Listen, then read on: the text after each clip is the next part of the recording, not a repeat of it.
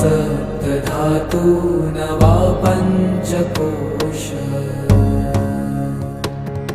न वा पाणिपादं न चोपस्थपायु चिदानन्दरूप शिवोऽहं शिवोऽहम्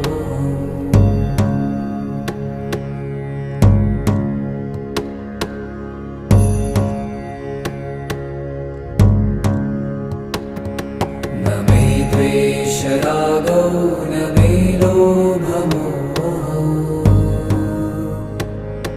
मदो नैव मे नैव मात्सर्यभावः